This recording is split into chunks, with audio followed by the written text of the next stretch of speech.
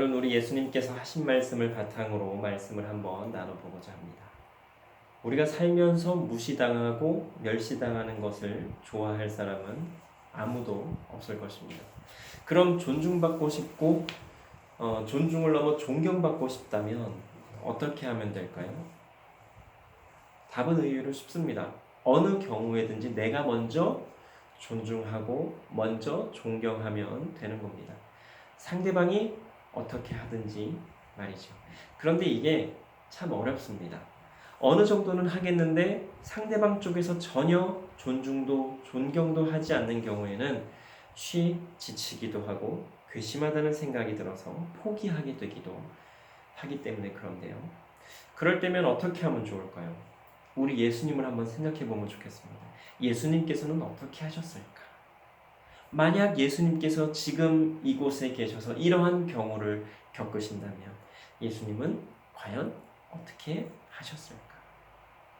그런데 이러한 생각은 그러한 때를 만났을 때마다 하기보다는 평소에 우리가 이렇게 아무렇지도 않은 상황에서 말씀을 통해서 예수님의 삶을 들여다보고 예수님께서 사람들을 대할 때에 그 모습을 잘 생각해 보면 좋겠다라고 하는 것입니다. 예수님은요, 따르는 무리들도 많았지만 적지 않게 반대하는 세력들도 있었습니다. 그냥 반대하는 것이 아니라 예수님을 잡아 죽이려고 했습니다. 그들은 종교적으로나 사회적으로나 힘도 세고 권력도 가지고 있는 당시 지배계급이었고 기득권 세력이었습니다. 그러나 예수님은 그들에게도 사랑으로 대하셨고 따르는 무리들에게도 동일하게 사랑으로 대하셨습니다. 그들의 무지함도 이해하셨고 부족하지만 있는 모습 그대로 인정을 해 주셨습니다. 예수님을 따르던 반대하던 말입니다. 그래서 예수님께서 오늘 우리가 읽은 말씀처럼 말씀하셨는지도 모르겠습니다. 대접받고자 하는 대로 너희도 남을 대접하라. 예수님께서 하신 이 말씀은 사실 굉장히 쉬운 것 같으면서도 사실은 굉장히 어려운 것입니다. 앞에서 말씀드린 대로 상대방이 어떠한가는 상관없이 나는 나대로의 상대방을 향한 존중과 존경과 이해와 인정을 해야 하니까 말입니다. 이게 쉬웠다면 지금의 세상은 지금과는 많이 달랐을 것입니다. 마태복음 18장 21절 이하에 보면 베드로가 예수님께 용서와 관련해서 묻는 장면이 나와요. 이때 예수님께서 뭐라고 말씀하시냐면 7번을 70번이라도 용서하라고 말씀하세요. 그러면 7번을 70번이면 몇 번이에요? 490번이에요. 이거는 사실 용서라기보다는 그 잘못한 그가 그렇다고 하는 것을 그냥 인정해라 라고 하는 말씀에 더 가깝습니다. 우리는 계속해서 잘못을 하거나 죄를 짓고 하나님께 그 잘못이나 죄에 대해서 회개를 합니다. 그리고 우리는 계속해서 용서를 받죠. 바로 하나님께서 우리를 용서하시는 그 무한대와 같은 용서를 우리에게도 하라고 말씀하시는 것입니다. 이것은 상대방에 대한 이해와 인정과 존중이 바탕이 될 때에 가능한 것입니다. 우리나라는 유독 나이에 민감하지요. 한 살이라도 많으면 무조건 대접을 받으려고 하고 대접을 받아야 마땅하다라고 생각을 합니다. 이제까지는 그랬어요. 물론 이제 세상이 좀 많이 바뀌어서 생각이 젊은 분들, 저와 같이 생각이 젊은 사람들은 그것을 잘 용납하지 않습니다. 나이가 많다고 무조건 존중하고 존경하는 게 아니라 나이가 많은 만큼 예의는 지키지요. 기본적인 도리는 다 하고 예의는 지키지만 무조건 나이가 많다고 해서 대접해야 된다? 존경받아야 된다? 그렇진 않아요. 존경받을 만큼 뭔가를 해야 그런 모습이 보여야 존경하지. 나이가 많다고 무조건 존경하는 거 그건 옛날에나 그랬던 거죠. 그런데 또 불구하고 많은 그 좀 생각이 이렇게 올드하신 분들은 그게 당연하다고 생각을 해요. 그런데 사실은 이 존중과 존경은요 나이하고 상관이 없는 거예요. 그러면 나보다 나이 어린 사람이 참 존경스러워요. 그럼 존경하면 안 돼요? 아니죠. 우리 가까이 지내는 그 선교사님 저보다 5살 어려요. 어리다기보다는 나이가 적어요. 이제는 나이가 거의 비슷하기 때문에 40 넘으면 다 그게 거기서 거기지. 어쨌든 제가 예전부터 뭐라 그래요? 그분은 나보다 나이가 적은데도 참 존경스럽다라고 제가 계속 고백하잖아요. 응. 그분이 하는 여러 가지 행동들, 말들 너무 본받을 게 많은 거예요. 나이가 많건 나이가 적건 상관없이 존경받을 만하면 하지 말라고 존경을 하게 됩니다. 그럼에도 우리 사회에서는 여전히 나이로 존경을 받기 원하고 존중받기 원하는 사람들이 적지 않은 것이 사실이고 현실입니다. 그런 분들에게 권하고 싶어요. 대접받고자 하는 대로 먼저 한번 대접을 해보시라고 말입니다. 예수님께서 하신 이 말씀은 그냥 전향하신 말씀이 아닙니다. 예수님께서 먼저 그렇게 하시고 또 계속해서 그렇게 하시면서 우리에게 하신 말씀입니다. 예수님은 너희는 이렇게 해라 라고 말로만 하신 분이 아니라 몸소 그렇게 하시면서 우리에게도 그렇게 하라고 하시는 분이십니다. 가장 대표적으로 서로 사랑하라고 말씀하시면서 뭐라고 말씀하세요? 내가 너희를 사랑한 것처럼 너희도 서로 사랑하라 그렇게 말씀을 하십니다. 여기서 중요한 것은 사랑이 아니에요. 내가 너희를 사랑한 것처럼 이 부분이 굉장히 중요한 겁니다. 내가 너희를 사랑한 것처럼 나 예수가 너희를 사랑한 것처럼 너희도 서로 그렇게 사랑하렴. 그런데 그렇게 사랑하면 어떤 일이 일어난다라고 말씀을 하세요? 내가 너희를 사랑한 것처럼 너희가 서로 사랑하면 모든 사람이 너희가 나 예수의 제자인 줄 알게 될 거야. 이렇게 예수님께서 말씀하셨단 말이에요. 그런데 우리는 어떻습니까? 담배를 피우는 사람이 다른 사람에게 담배 냄새가 난다고 이야기합니다. 또 담배가 몸에 좋지 않으니까 뭐 냄새도 나고 그러니까 피우지 말라고 이야기합니다. 이런 코미디가 어디 있습니까? 자기 자신은 잘못은 다 하면서도 다른 사람이 그렇게 하면 손가락질하고 욕하고 어떻게 그렇게 할 수 있느냐고 힐난하고 비난합니다. 뭐 얼마 전부터 계속 유행하는 그 네 단어 있죠. 네, 로, 남, 불. 내가 하면 로맨스요. 남이 하면 불륜이라고. 이런 말도 안 되는 어거지가 어디 있어요. 또 어떤 사람들은 예수님께서 가늠한 여인이 잡혀왔을 때 하신 말씀인 너희 중에 죄 없는 자가 먼저 돌로 치라 이 말씀을 인용하면서 자신이 대단히 유식한 것처럼 그리고 자신은 대단한 의인인 것처럼 그렇게 이야기하기도 합니다. 이렇게 이야기하고 이렇게 생각하는 것의 모든 이유가 말씀에 대해서 오해하고 있고 잘못 알고 있기 때문에 그렇습니다. 그리고 무엇보다도 예수님의 그 말씀이 예수님께서 하신 말씀의 그 뜻이 무엇인지 제대로 알지 모르기 때문에 그렇게 하는 것입니다. 예수님께서는요 말이 먼저가 아니라 행함으로 먼저 보여주셨습니다. 혹은 먼저 말씀하셨다라고 하면 그 하신 말씀을 반드시 지키셨습니다. 또 누군가가 잘못했을 때 잘못 알고 예수님께 덤빌 때 예수님께서는 비난과 비판이 아니라 충분히 화가 나실 만도 할 텐데 감정적으로 대응한 것이 아니라 그 잘못에 대해서 잘못 알고 있는 것에 대해서 그것이 잘못이라고 네가 잘못 알고 있는 거라고 그대로 사실 그대로 말씀하셨습니다. 그러다 보니까 당시 종교 지도자들이 얼마나 약이 올랐겠어요. 이제까지 자신들이 해왔던 거 지금까지 자신들이 말해왔던 거 다 그거 아니야. 근데 흥분하거나 막 혁명가처럼 막 사람들을 이렇게 일으켜 세워서 폭동을 일으키거나 하지 않아요. 그냥 조곤조곤 니네들이 잘못 알고 있는 거 이제까지 니네들이 잘못 알고 있었던 거야. 그거 잘못된 건데 그냥 이렇게 얘기하신 거란 말이에요. 우리도 그렇게 하면 되는데 우리는 말들은 잘하는데 행함은 그 말한 것에 비해서 거의 잘 나타나지가 않습니다. 문제는 여기에서 시작이 되는 거예요.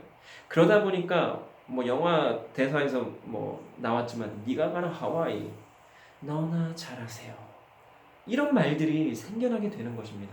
본인은 하지도 않으면서 입으로만 나불나불 대니까 말이죠. 말이야 누구나 다 그럴싸하게 할 수 있습니다. 중요한 것은 말한 대로 하느냐 그것입니다. 말한 대로 해왔느냐 말한 대로 하지 않고 말만 한다면 그 누구도 인정하지 않게 될 것입니다. 요즘 들어서 대한민국이라고 하는 이 나라가 나라 안팎으로 어려움도 있고 시끄럽기도 하고 참으로 괴로운 시간들을 보내고 있습니다. 그리고 보기에는 우리 편 같은데 서로 싸워요. 이러한 상황에서는 하나로 똘똘 뭉쳐서 단결해서 여러 난관들을 헤쳐나가도 어려운 상황인데 하나 돼야 하는 서로가 서로를 못 잡아먹어서 안달이니 참으로 안타깝고 속상한 상황입니다. 그런데 예수님 당시에도요, 바리새파와 사두개파가 서로 앙숙이었다라고 합니다. 서로 아주 그냥 으르렁거리는. 예. 그런데 그 바리새파와 뭐 사두개파도 으르렁거렸지만 그러면 그 바리새파 안에서는 어땠을까요? 다 하나로 똘똘 뭉쳤을까요? 그 안에서도 서로 우위에 서려, 서로 권력을 더 잡으려고 그 안에서도 서로 또 알게 모르게 으르렁거렸을 것입니다. 사도 바울 당시에도 그랬을 거예요. 사도 바울 예수님 승천하시고 사도 바울이 이제 복음 전하면서 다닐 때에도 그 시대에도 마찬가지란 말이에요.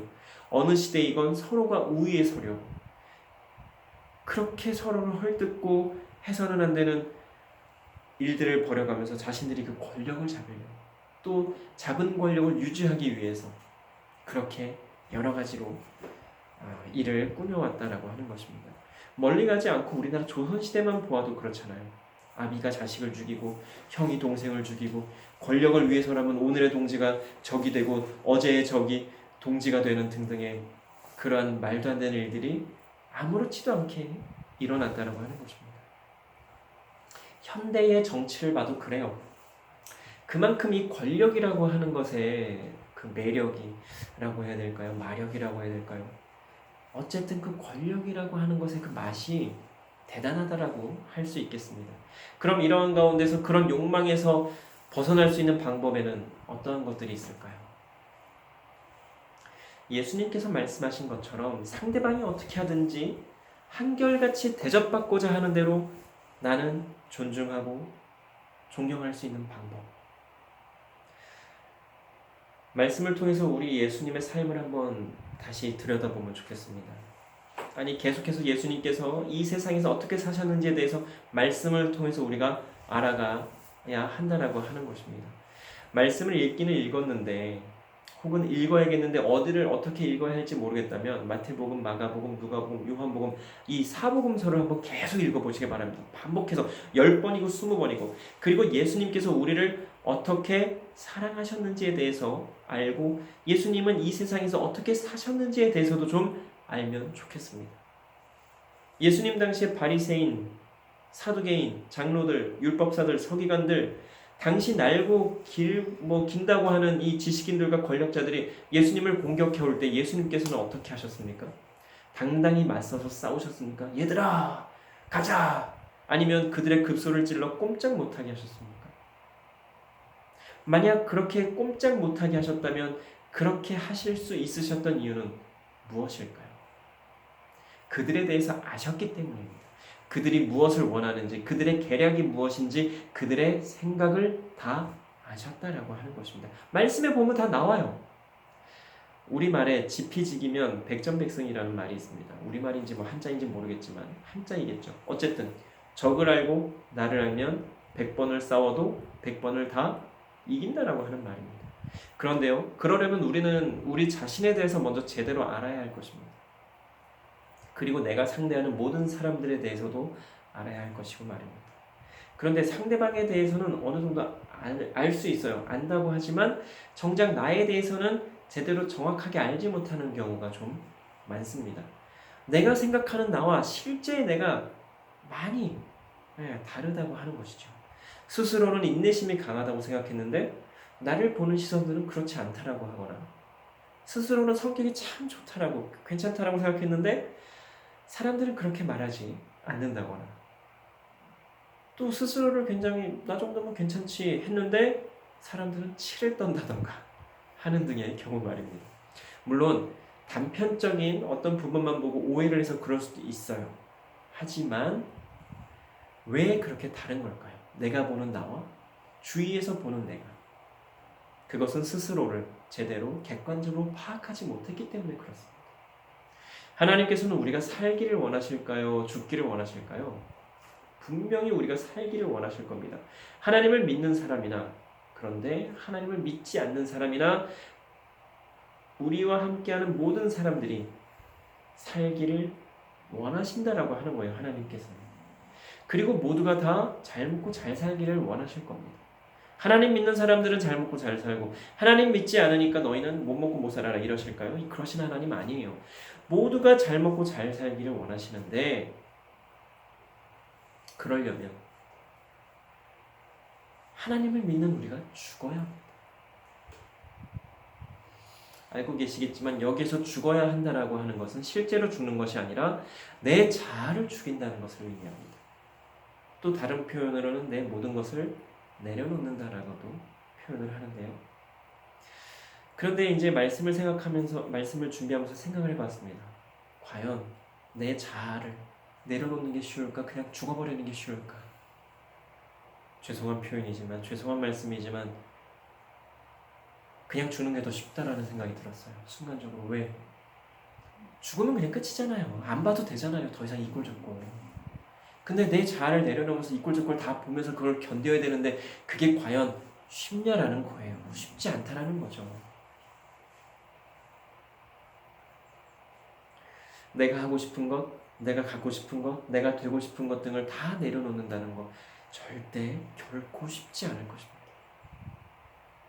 우리는 먼저 이러한 것들을 좀 인정할 수 있어야 돼요.